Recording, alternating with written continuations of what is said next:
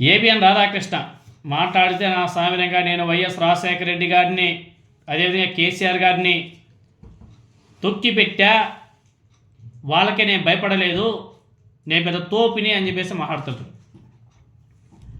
అదుపు తప్పినటువంటి అక్షరాలను మోస్తామంటే రాధాకృష్ణకి అడుసు తొక్కనేలా కాలు కడగనేలా అనేసి ఒక సామెత ఒకటి ఉంటుంది కదా, ఆ సామెత సరిగ్గా కరెక్ట్గా సరిపోతుంది. పెన్నులో సిరా బదులు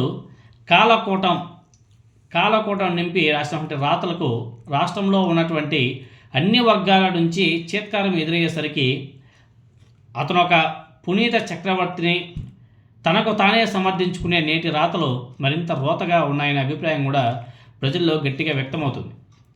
రాధాకృష్ణ రాతల్లో బూతులను ఉపమానాలుగా చూపించడం, భయపడుతూనే బెదిరింపు ధోరణి ప్రదర్శించడం చూస్తున్న వాళ్ళంతా కూడా ఏంది రాధాకృష్ణకి ఏమైంది, తప్పుడు అక్షరాలకు తలకట్టులు తీసేస్తే అవి మరింత బూతులే అవుతాయి కానీ బాధ్యత గల రాతలుగా మారవు కదా అనేసి ఈ రాధాకృష్ణకి ఎప్పుడు అర్థమవుతుంది అనేసి ప్రజలందరూ కూడా ఒకసారి రాధాకృష్ణకి ఒకసారి హింట్ ఇస్తున్నారు. అయినా కానీ అతనికి అర్థం కావడం లేదు. పత్రిక అంటే సమాజం నుంచి వినిపిస్తున్నటువంటి ప్రాబ్లమ్స్ ఏవైతే ఉంటాయో వాటిని ప్రభుత్వాలకు చూపించాలి. అవి మానేసి తాను కింద పడలేదు, అదొక లయ అని చెప్పేసి తన రాతల్లో డొల్లతనాన్ని మరోసారి బయట పెట్టుకుంటున్నాడు రాధాకృష్ణ. చాలా స్పష్టంగా కనిపిస్తున్నటువంటి కొన్ని దృశ్యాలు మనం చూస్తుంటే రాధాకృష్ణ భయపడుతూనే తనకు తాను ధైర్యవంతుడు, ధైర్య సాహసారి అని చెప్పేసి సొంత డబ్బాలు కొట్టుకునే కార్యక్రమం కూడా మొదలుపెట్టేశాడు. ఒక మంచంలో లేని నల్లి ఆ మంచాన్ని తన సామ్రాజ్యంగా భావిస్తూ ఆ మంచం మీద ఎవరు ఆసీనులైనా తనతో తలపడాల్సిందే అన్నంత పొగరుగా ఉండడం ఆ నల్లి గొప్పతనమో అమాయకత్వమో రాధాకృష్ణ లాంటి మేధావులకి తెలియని విషయం కాదు. ఆయన ఏదైతే పలుకులు పలుకుతాడో ఆ పలుకుల్లోని గంభీరత కూడా ఇలాగే ఉందనే అభిప్రాయం కూడా వ్యక్తమవుతుంది.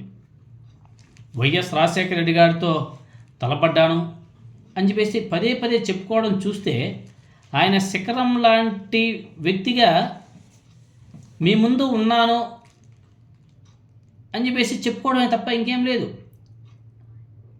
ఆయన శిఖరం లాంటి వ్యక్తిగా మీ ముందున్నారని ఇప్పటికే తలుచుకోవడం సంతోషమే. అయినా సరే అదే వైఎస్ రాజశేఖర రెడ్డి గారు మిమ్మల్ని పైన చెప్పిన సామెతలా భావించి ఉండొచ్చు, అంత సీరియస్గా పట్టించుకోలేకపోయి ఉండొచ్చు. దాన్ని రాధాకృష్ణ తనకు తాను ఫేవర్గా చూపించుకుంటున్నాడు. అది రాధాకృష్ణ అవివేకం అనడంలో కూడా అతిశక్తి లేదు. ఒక కుటుంబానికి వ్యతిరేకంగా పత్రికా ఛానల్లో వార్తలు ప్రచారం చేసుకుంటూ జీవించే రాధాకృష్ణ తనలాంటి వ్యక్తులు సమాజంలో పెద్ద మనుషుల్లాగా ఊహించుకోవడం వాళ్ళ యొక్క భావ దారిద్ర్యానికి నిదర్శనం అని చెప్పేసి చెప్పుకోవాలి. నారా లోకేష్ మనం చూస్తాం, వాళ్ళు అధికారం చేపట్టినప్పటి నుంచి రెడ్ బుక్ రాజ్యాంగాన్ని ప్రోత్సహించి భుజాన మోసినప్పుడే రేపటి రోజున ఇదే సంస్కృతి తన మెడకు వచ్చి చుట్టుకునే ప్రమాదం ఉందని ఆలోచించి ఉంటే మీ మాటలకు చేష్టలకి విలువ ఉండేదేమో అనేసి ప్రజల నుంచి వినిపిస్తున్నటువంటి మాట. మహిళలను తిట్టే సంస్కృతి మీద లెక్చర్లు ఇచ్చే రాధాకృష్ణ తన ఛానల్లోనే రామారావు గారిని చంద్రబాబు నాయుడు గారు ఎలా దూషించాడో, దేవినేని నెహ్రూ చెప్పినటువంటి విషయాలు, అదే రామారావు గారు నన్నపనేని రాజకుమారి గారిని అసెంబ్లీలో అన్న మతక మాటలు, నారా లోకేష్ జగన్మోహన్ రెడ్డి గారి మీద చేసినటువంటి లండన్ మొండలు అని చెప్పేసి వ్యాఖ్యలు చేశారు కదా, అవి కానీ ఇవన్నీ కూడా ఆశీర్వాదాలా? కాదు కదా, ఇవన్నీ కూడా బూతులే కదా.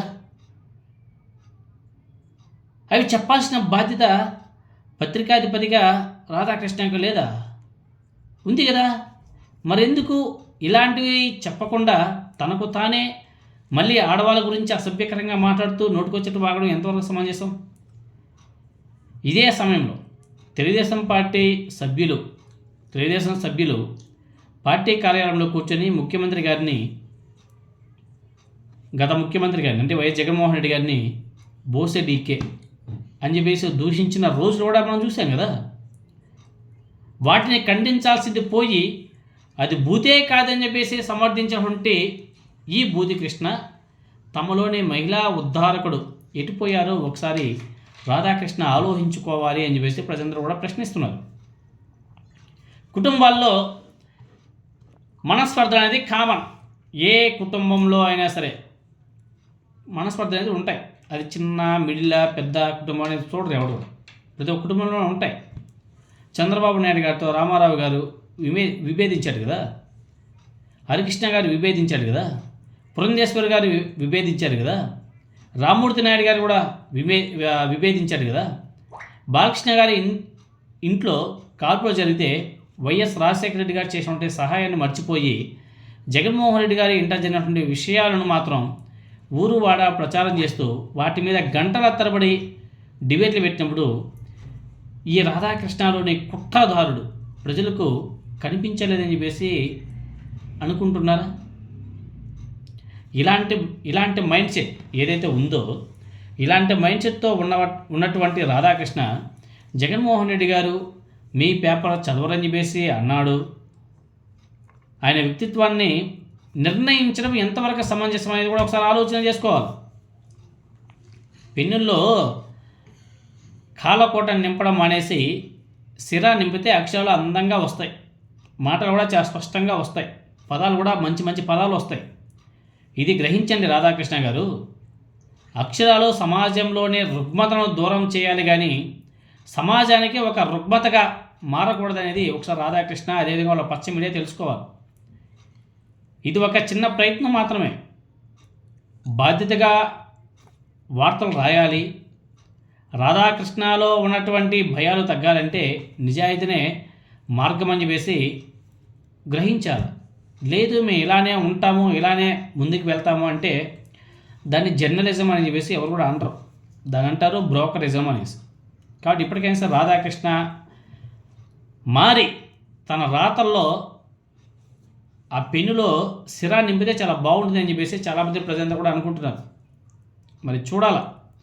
తప్పులు చేసి కూడా మేము తప్పులు చేయలేదు అని చెప్పేసి తనకు తాను సమర్థించుకొని మళ్ళీ రాతలు, వార్తలు, కథనాలు రాయడం ఎంతవరకు సమంజసం అనేది ఒకసారి రాధాకృష్ణ ఆలోచన చేసుకోవాలి. మరి చూద్దాం జనాలు రాధాకృష్ణని ఏ విధంగా స్వీకరిస్తారో, ఆయన మాటల్ని అతని యొక్క కథనాల్ని ఏ విధంగా రిసీవ్ చేసుకుంటాయని కూడా చూడాలి.